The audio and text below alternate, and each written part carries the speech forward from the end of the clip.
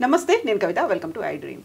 Guaranteed pension schemes అనేవి ఎలా పనిచేస్తాయి, అవి నిజంగానే వర్త్ఫుల్లా వివరించడానికి మనతో పాటుగా ఉన్నారు ఫైనాన్షియల్ ఎక్స్పర్ట్ సాయిరామ్ గారు. హలో అండి సాయిరామ్ గారు. Hello madam. So guaranteed pension schemes అంటే నిజంగా ఒక గ్యారంటీ అనేది ఉంటుంది అనేది యాక్చువల్గా ఏంటి, అవి ఎలా వర్క్ చేస్తాయి? సో రిటైర్మెంట్ తర్వాత ఆర్థిక భద్రత కోసం చాలామంది ఈ గ్యారంటీడ్ పెన్షన్ ప్లాన్స్ వైపు చూస్తున్నారు. సో రిటైర్ అయిన తర్వాత నాకు ఇన్కమ్ ఏంటి, సో దీన్ని చాలా బీమా కంపెనీలు క్యాష్ చేసుకొని గ్యారంటీడ్ పెన్షన్ ప్లాన్స్ని ఆఫర్ చేశాయి. బట్ మనం కనుక చాలా క్లారిటీగా చూస్తే కనుక అందులో ఉన్న లోపాలు అనేవి మనకు కనిపిస్తూ ఉంటాయి. సో ఈ గ్యారంటీడ్ పెన్షన్తో చాలా ఇన్సూరెన్స్ కంపెనీస్ మనకి స్కీమ్స్ ఆఫర్ చేసాయి. బట్ అక్కడ మనకి ఏం చేస్తాయంటే వాళ్ళు ఒక 45 years ఉన్న పర్సన్ మీరు నెలకు ₹1,00,000 చొప్పున ఒక 10 years కట్టండి, ఒక 5 years మీరు వెయిట్ చేయండి, ఆ తర్వాత నుంచి మీకు ఎవ్రీ ఇయర్ 1 lakh ఇస్తానంటారు. ఇక్కడ మిస్టేక్ చేసేది ఏంటంటే ఇప్పుడు ఉన్న 1 lakh వాల్యూ 15 years తర్వాత ఉండదు, ఇన్ఫ్లేషన్ మర్చిపోతారు. ఆ టైంలో సరిపోద్దా లేదా చూడరు. బట్ మనకి ఎంత కనిపిస్తుంది అంటే మీకు వాళ్ళు ఎలా చెప్తారంటే నెక్స్ట్ లైఫ్ లాంగ్ వరకు మీకు ఇస్తాం 1 lakh ఉంటుంది, అంటే 39 years పడుతుంది, అండ్ లాస్ట్లో మీరు కట్టిన అమౌంట్ ఇస్తాం లేదా డబుల్ ఇస్తాం. సో చూసేటానికి ఎలా ఉంటుందంటే మీరు 10 years కడతారు, కానీ మీరు 10 years 10 lakhs కట్టారు, కానీ మీకు 60 నుంచి ఏజ్ నుంచి 99 వరకు మీకు 39 lakhs వచ్చాయి, అండ్ లాస్ట్లో మీరు కట్టిన దానికి డబల్ వచ్చాయి. సో చాలామంది అట్రాక్ట్ అయిపోతారు. సో ఇక్కడే చాలామంది మిస్టేక్ అవుతూ ఉంటారు. సో ఈ స్కీమ్లో ఏంటంటే మెయిన్గా 2 types ఉంటుంది. సో మనం పెట్టేది ఏంటంటే అక్యుములేషన్ అంటాం. సో మనం ఎవ్రీ ఇయర్ మనం కడుతూ ఉండాలి ఫస్ట్. సో అదే 10 years ఉండొచ్చు, 15 years ఉండొచ్చు. సో దీన్ని అక్యుములేషన్ ఫేజ్ అంటాం. ఆ తర్వాత డిఫర్మెంట్ పీరియడ్ ఉంటుంది. సో మనం ఎన్నాళ్ళు అయితే వెయిట్ చేయాలి. ఇప్పుడు మనం స్కీమ్ అయిపోయిన తర్వాత అంటే మనకు కట్టడం అయిపోయిన తర్వాత ఒక 5 ఏళ్ళు లేకపోతే 15 years మనం వెయిట్ చేయాల్సి వస్తుంది. సో దాన్ని డిఫర్మెంట్ పీరియడ్ అంటాం. ఆ తర్వాత మనకు పెన్షన్ వస్తుంటుంది. ఇది యాన్యుటీ ఫేజ్. సో చాలామంది ఏంటంటే ఈ డిఫర్మెంట్ పీరియడ్ని చాలా తక్కువ అంచనా వేస్తారు. మీరు కనుక 12% పీరియడ్తో మీ అమౌంట్ కనుక పెంచుకోగలిగితే ఈ 6 years డిఫర్మెంట్ ఉంటే కనుక మీకు రావాల్సిన కార్పస్ సగానికి సగం అయిపోతుంది. సో దాన్ని చాలామంది మిస్టేక్ చేస్తూ ఉంటారు. మీకోసం ఒక స్పష్టమైన ఎగ్జాంపుల్ చెప్తాను. సో ఒక పర్సన్ 45 yearsలో పెన్షన్ ప్లాన్ కొన్నాడు, గ్యారంటీడ్ పెన్షన్ ప్లాన్. ఆయన ఏంటంటే నెల ₹1,00,000 పే చేస్తున్నాడు. ప్లాన్ వచ్చేసరికి 10 years, సో మొత్తం 10 lakhs పే చేశాడు. సో అండ్ డిఫర్మెంట్ పీరియడ్ వచ్చేసరికి 5 ఏళ్ళు. సో ఈ 5 ఏళ్ళ తర్వాత ప్రతి ఇయర్ ఆయనకి 60,000 పెన్షన్ వస్తుందని చెప్పారు. ఇప్పుడు కంపెనీ మొత్తం 60,000 వస్తుంది, కాకపోతే ఇక్కడ మిస్ అయింది ఏంటంటే పెన్షన్ అనేది పెరగదు. సో 60,000 కాన్స్టెంట్గా వస్తుంది. ఈ స్కీమ్లో ఐఆర్ఆర్ అంటే రేట్ ఆఫ్ రిటర్న్ అనేది 4.2%. 4.2 అంటే మీకు ₹1 వడ్డీ అంటే 12%. సో 4.2 అంటే లిటిల్ మోర్ దెన్ పావలా. సో పావలా వడ్డీకి మనకి రిటర్న్ వస్తుంది ఇక్కడ. దాన్ని మర్చిపోతారు కంప్లీట్గా. నాకు 60,000 పెన్షన్ డైరెక్ట్గా వస్తుంది లైఫ్ లాంగ్, అది గుర్తుంచుకుంటారు. సో ఇక్కడ ఇంట్రెస్ట్ రేట్ కనుక మనకు సరిగ్గా చూసుకోకపోతే ఇన్ఫ్లేషన్ కన్నా మనకి తక్కువ వస్తుంది. వాస్తవిక విలువల్లో మనకు కట్టింది కూడా మనకి రావట్లేదు. ఈరోజు మనం 1,00,000 కడతాం, బట్ 15 ఏళ్ళ తర్వాత వాడు మనకి 60,000 ఇస్తాడు. ఆ 60,000 మనం ఈరోజు వాళ్ళతో చూసుకుంటాం, బట్ ఆ రోజు 60,000 ఈ రోజులో చూసుకుంటే కనుక 20,000తో సమానం అవ్వచ్చు. మనం ఎక్కువ కడతాం, అక్కడ మనకు రిటర్న్ అనేది తక్కువ వస్తుంది. ఎలా రిటర్న్స్ ఇంత తక్కువ వస్తాయి ఇన్వెస్టర్కి? ఈ రిటర్న్స్ తక్కువ రావడానికి కారణం ఏంటంటే ఫస్ట్ బీమా కంపెనీలు మెయిన్గా ఆఫర్ చేస్తూ ఉంటాయి. సో బీమా కంపెనీలకి ఛార్జెస్ చాలా ఎక్కువ ఉంటాయి, ఏజెంట్స్ కమిషన్ ఇవ్వాలి. సో ఒక చంక్ మన రిటర్న్ అనేది అక్కడ వెళ్ళిపోతుంది.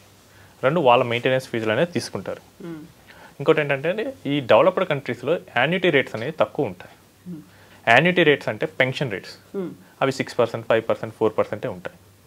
సో వీళ్ళు పెన్షన్ ఇవ్వాలంటే దీన్ని తీసుకెళ్ళి లాంగ్ టర్మ్ గవర్నమెంట్ బాండ్లోనే పెట్టాలి. అవి మ్యాక్సిమం 7-8 ఇస్తాయి. సో ఆటోమేటిక్గా వీళ్ళకి వచ్చే పెన్షన్ కూడా తక్కువ ఉంటుంది. నెక్స్ట్ వచ్చేసరికి మన మనీ అనేది is highly illiquid. So annuity ప్లాన్స్లోకి వెళ్ళారు అంటే కనుక మీరు క్యాన్సిల్ చేసుకుంటే మీరు కట్టింది కూడా మీకు రాకపోవచ్చు. సో ఇన్ని రీజన్స్ వల్ల మనకి ఆ యాన్యుటీ రేట్స్ అనేవి చాలా తక్కువగా వస్తుంటాయి. అవన్నీ పోయిన తర్వాత మిగిలింది చాలా తక్కువ వస్తుంది. సింపుల్గా మనకి 4.2 చెప్పిన కేసులో 4.2% అనుకోండి, ఒక 3% కంపెనీ మేనేజ్మెంట్ ఫీజ్కి, ఇంకో 2-3% ఏజెన్సీ కమిషన్కి వెళ్ళిపోతుంది. సో 9 రావాల్సిన చోట మనకు 4 వస్తుంది. దీనికి అదనంగా జిఎస్టీ అదొక 1% లేపేస్తుంది. సో 10 వచ్చే చోట మనకు 4 వస్తుంది. ఇన్ఫ్లేషన్ ఎఫెక్ట్ అనేది ఈ పెన్షన్ స్కీమ్ మీద ఎలా ఉంటుందంట? సో ఇప్పుడు ఏంటంటే చాలామంది చూసేది నెలకి ఒక 10,000 రూపీస్ పెన్షన్, చాలా బాగుంటుంది. కానీ అది 15 years 20 years తర్వాత వస్తుంది. సో అప్పుడున్న మనీ వాల్యూతో పోల్చుకుంటే చాలా తక్కువ ఉంటుంది. ఇప్పుడున్న 2000 3000తో ఈక్వల్ అయిపోతుంది. సో ఇప్పుడు ఇన్ఫ్లేషన్ కనుక సో 7% ఉంది. సో 7% అంటే కనుక ఎవ్రీ 10 yearsకి మనీ వాల్యూ డబల్ అయిపోతుంది. అంటే ఇప్పుడు ఈరోజు నాకు ఖర్చు కనుక 10,000 అయితే 10 years తర్వాత 20,000 అవుతుంది. నాకు 20 years తర్వాత 40,000 అవసరం అవుతుంది. బట్ అప్పుడు నాకు 10,000 ఇస్తే మిగిలిన 30,000 ఎక్కడి నుంచి వస్తుంది? సో రియల్ రిటర్న్తో పోల్చుకుంటే కనుక మనకు వచ్చే పెన్షన్ రిటర్న్ చాలా తక్కువ ఉంటుంది. ఏంటంటే మనం 4.2 చూసాం, బట్ ఇన్ఫ్లేషన్ కనుక 6-7 ఉందనుకోండి, ఆ 4.2 - 7 అంటే మైనస్లోకి వెళ్ళిపోతున్నాం మనం. సో ఇన్ఫ్లేషన్ అనేది ఈ గ్యారంటీడ్ పెన్షన్ స్కీమ్స్ మీద చాలా ఎక్కువ ఎఫెక్ట్ చూపిస్తుంది. సో అవి కనుక కన్సిడర్ చేయకుండా ఎవరైతే తీసుకుంటున్నారో వాళ్ళందరూ రేపు ఫ్యూచర్లో ఇబ్బంది పడతారు. స్టార్టింగ్లో బాగుండొచ్చు, బట్ తర్వాతే చాలా ఎఫెక్ట్ అవుతారు. అది బాధాకరమైన విషయం ఏంటంటే దీన్ని యంగ్ పీపుల్ కూడా తీసుకుంటున్నారు. సో 25 yearsలో ఉన్నారు, 15 years or 16 years కట్టండి, తర్వాత ఒక 10 years వెయిట్ చేయండి, మీకు ఏజ్ 45 నుంచో లేదా మీకు ఎవ్రీ ఇయర్ వస్తుంది పెన్షన్. బట్ ఆ టైంలో వచ్చి ఆ 2 lakhs కానీ చూస్తున్నారు, కానీ ఇప్పుడు ఆ 2 lakhs వాల్యూ ఆ రోజు ఎంత ఉంటుంది అది మర్చిపోతున్నారు. సో వాళ్ళు అనుకున్నట్లు ఆ 2 lakhsతో ఒక మంత్ కూడా సర్వైవ్ అవ్వరు. మనీ వాల్యూ అనేది ఖచ్చితంగా పెరుగుతుంటుంది. వాళ్ళ ఇన్కమే అప్పుడు చాలా ఎక్కువ ఉంటుంది. సో వాళ్ళ ఎక్స్పెన్సెస్ కూడా అదే రేంజ్లో పెరిగిపోతాయి. సో ఆ రోజు మనీ వాల్యూని అయితే కంప్లీట్గా ఇగ్నోర్ చేస్తున్నారు. ఈరోజు మీరు 2 లక్షలు కట్టడం వేరు, ఆ రోజు 2 లక్షలు తీసుకోవడం వేరు. 20 ఏళ్ల తర్వాత ఈ రోజు ఉన్న వాల్యూ ఆ 2 లక్షలకు ఉంటుంది. సో రియాలిటీలో లాస్ అవుతున్న విషయాన్ని చాలా లేట్గా గుర్తిస్తారు.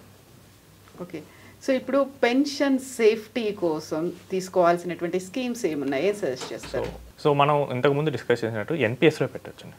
సో ఇది ఈక్విటీతో ఉంటుంది కాబట్టి మార్కెట్ లింక్డ్ ఉంటుంది కాబట్టి మార్కెట్ లింక్డ్ ఎప్పుడు లాంగ్ టర్మ్లో ఇన్ఫ్లేషన్ బీట్ చేస్తుంది. ఓకే, సో ఎవరైనా కానీ మార్కెట్లో పెట్టారంటే వాళ్ళకి ఏంటంటే ఇన్ఫ్లేషన్ కన్నా ఎక్కువ రిటర్న్ కావాలని చూస్తారు. సో ఎన్పిఎస్ అనేది ఒక ఉత్తమమైన మార్గం. ఇంకోటి ఏంటంటే మనకి ఫిక్స్డ్ వాటిలోనే సీనియర్ సిటిజన్ సేవింగ్ స్కీమ్ ఉంది.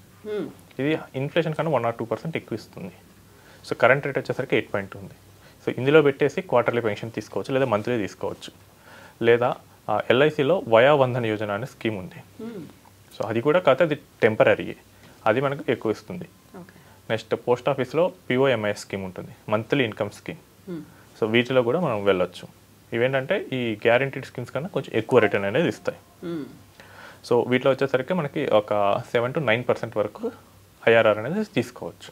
సో గ్యారంటీడ్ పెన్షన్ రావాలి అనుకుంటే మీరు ఇచ్చే సజెషన్ ఏంటంటారు? సో గ్యారంటీ అన్న మాట వినగానే మనం సంబరపడిపోకూడదు. అసలు ఆ ఫండ్ నుంచి కానీ ఆ పాలసీ నుంచి కానీ నాకు ఎంత రిటర్న్ వస్తుంది అది మనం మెయిన్గా చూసుకోవాలి. నాకు 4%, 5%, 6% రిటర్న్ వస్తుంటే దానిలో పెట్టాల్సిన అవసరం లేదు. ఎందుకంటే మనం అక్కడ లాంగ్ టర్మ్ కమిట్మెంట్ ఇస్తున్నాం. సో లాంగ్ టర్మ్ కమిట్మెంట్ ఇచ్చేటప్పుడు మనకి 4 to 6% రిటర్న్ అనేది మనకి వర్కౌట్ అవ్వదు.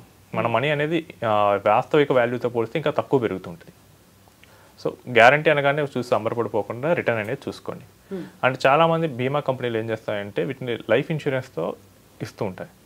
అంటే ఆ లైఫ్ ఇన్సూరెన్స్ మీకు సరిపోతుందా లేదా అది కూడా చూసుకోవాలి. మీరు 1 లక్ష చెప్పకుండా 20 ఏళ్ళు కట్టారంటే మీకు మహా అయితే 20 లక్షల ఇన్సూరెన్స్ కవరేజ్ ఇస్తుంది. ఆ 20 లక్షల కవరేజ్ మీకు సరిపోతుందా లేదా అది కూడా చూసుకోవాల్సి వస్తుంది. పెన్షన్ కోసం చూసేవాళ్ళు ఐఆర్ఆర్ క్యాలిక్యులేట్ చేసుకోండి. లైఫ్ ఇన్సూరెన్స్ కోసం తీసుకునే వాళ్ళు అసలు ఆ కవరేజ్ మీకు సరిపోతుందా లేదా వీటిని చూసుకొని ఇవి సరిపోతేనే మీకు నెక్స్ట్ వచ్చేది అదనం. అసలు ఈ 2 పర్పసెస్లో మీకు కనుక అవ్వకపోతే కనుక మీరు ఆ పాలసీస్ కానీ ఆ స్కీమ్స్లో కానీ మీరు పార్టిసిపేట్ చేయొద్దు. ఎస్ అండి, thank you so much Sairam గారు.